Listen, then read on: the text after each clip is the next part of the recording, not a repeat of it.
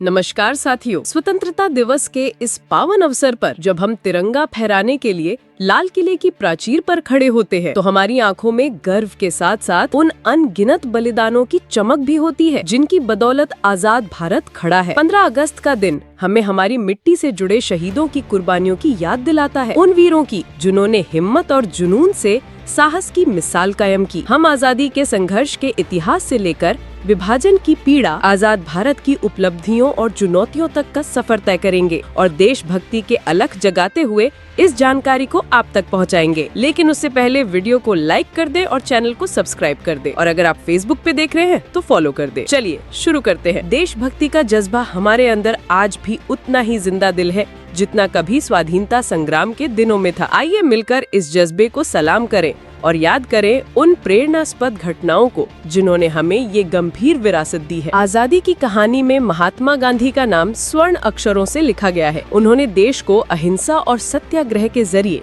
मुक्ति की नई राह दिखाई। जैसे ही गांधी जी ने असहयोग आंदोलन यानी 1920 और सविनय अवज्ञा आंदोलन यानी 1930 शुरू किया, लाखों किसानों, मजदूरों, विद्यार्थियों और महिलाओं ने स्वतंत्रता के बिगुल को उत्तर दिया। गांधी जी ने पूरे देश का दौरा करके आम लोगों की समस्याएं जानी और चंपारण खेड़ा सत्याग्रह से उनके हक की लड़ाई लड़ी। उनके नेतृत्व में कांग्रेस एक नया स्वरूप लेकर आई। अब ये केवल बुद्धिजीवियों का समूह नहीं रहा, बल्कि असहयोग एवं सविनय अवज्ञा आंदोलन के द्वारा स्वतंत्रता आंदोलन के जनाधार को बढ़ाया गया। उनका अहिंसात्मक आंदोलन जनता में जुझारूपन की भावना जगाता था और अंग्रेजों को भी अंततः बातचीत की मेज पर आने के लिए विवश किया। गांधी जी ने सामाजिक न्याय के लिए भी अनेक क्रांतिकारी कदम उठाए। शराबबंदी, खादी आंदोलन, अस्पृश्यता उन्मूलन तथा हिंदू मुस्लिम एकता की मुहिम चलाकर उन्होंने समाज का भी सुधार किया। उनके देश से किए गए आह्वान ने लोगों को आत्मबल दिया, काठ की हांडी की तरह पूरे देश को गर्म कर दिया। जैसा कि नेहरू ने कहा, गांधी जी भारत भूमि पर एक तूफान की तरह आए थे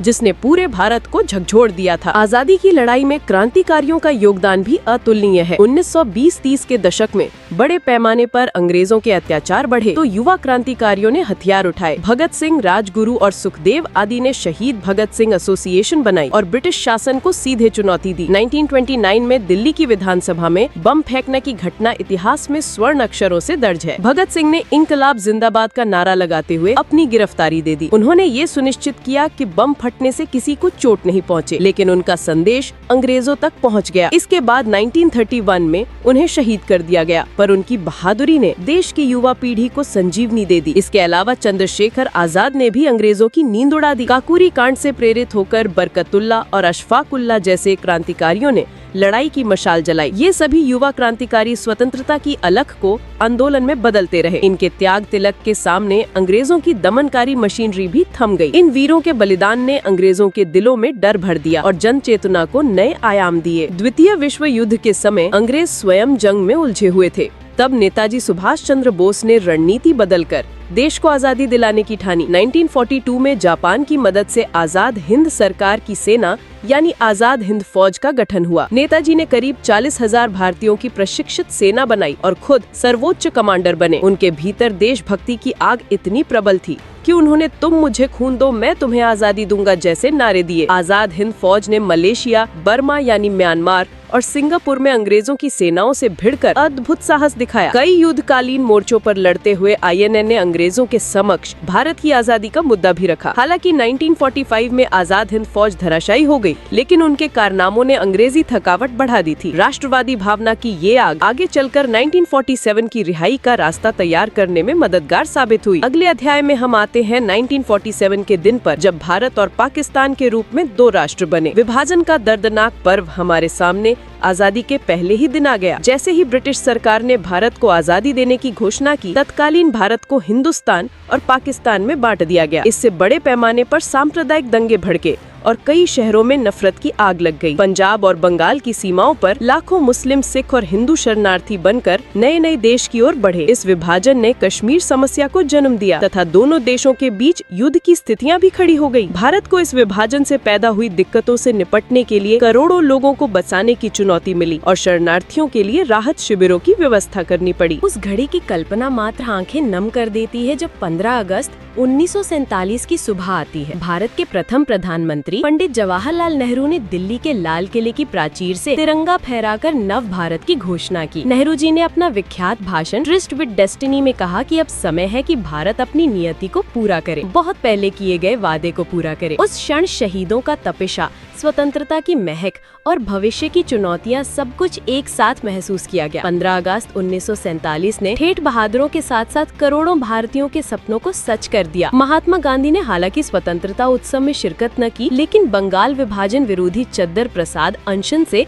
अपना समर्थन जताया। आजाद मुल्क के पहले गवर्नर जनरल बने लॉर्ड माउंटबेटन और जवाहरलाल नेहरू बने प्रधानमंत्री। उन मोड़ पर खड़ा भारत अब तक के इतिहास में सबसे बड़ा लोकतांत्रिक प्रयोग था। स्वतंत्र भारत को प्राप्त हुए 7 दशक में हमने अनेक सफलताएं हासिल की हैं, साथ ही कठिन परिश्रम की भी मिसाल कायम की है। आजादी के समय भारत की साक्षरता दर लगभग 12% थी, जो अब बढ़कर 74% के पार पहुंच चुकी है। ये सब बढ़ती शिक्षा का ही कमाल है कि अब हर गांव शहर में स्कूल, विश्वविद्यालय खुल गए हैं। स्वतंत्रता के बाद लागू की गई हरित क्रांति के परिणाम स्वरूप हमारा खाद्यान्न उत्पादन 4 गुना से भी अधिक हो गया है। अर्थव्यवस्था की बात करें तो ब्रिटिश शासन काल में 2.7 लाख करोड़ तक सीमित भारत अब एशिया की तीसरी सबसे बड़ी अर्थव्यवस्था बन चुका है। विदेशी मुद्रा भंडार बढ़ा, सड़कें, अड्डे बने और देश ने सूचना प्रौद्योगिकी तथा सेवा क्षेत्रों में झंडे गाड़ दिए। भारत ने विज्ञान के क्षेत्र में भी क्रांतिकारी कदम उठाए। हमने अपने दम पर इसरो यानी भारतीय अंतरिक्ष अनुसंधान संगठन की नींव रखी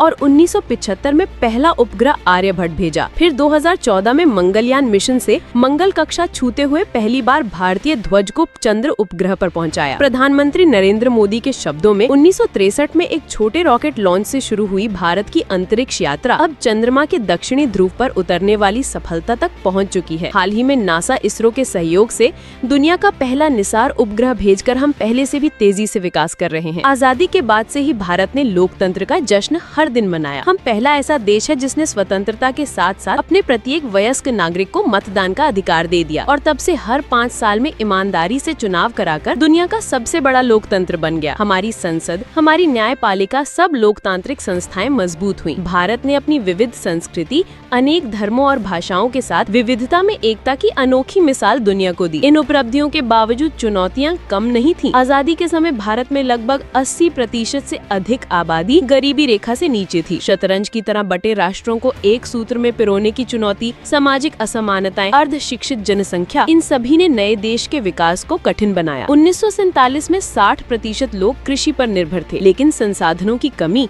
और तकनीकी पिछड़ापन लगातार समस्या थे। इन सबके बावजूद देश ने योजनाओं, सामुदायिक प्रयासों और दृढ़ता से आगे बढ़ते हुए ग्लोबल स्तर पर अपनी पहचान बनाई है। आइए इस गौरवशाली यात्रा का समापन करते हुए हम उन लाखों निस्वार्थ योद्धाओं को श्रद्धांजलि अर्पित करें, जिनकी बदौलत आज आजाद भारत महक रहा है। उनके साहस और समर्पण ने एक उम्मीद की नई सुबह जगाई है और ये सुबह अभी और उजली होती जाएगी। देशभक्ति की जंग तभी जीत के निशान तक पहुंचती है जब हम अपने भीतर उस लौ को बनाए रखें। आज जब हम तिरंगे के नीचे खड़े हैं तो हमारा फर्ज बनता है कि हम अपने कर्तव्यों का निर्वाह ईमानदारी और निष्ठा से करें। देश प्रेम की इस अग्नि को हमेशा जलाए रखें। हम सभी मिलकर भारत को उन ऊंचाइयों पर ले जाएंगे जहां हर भारतीय अपने कदम गर्व से उठाता है। जय हिंद।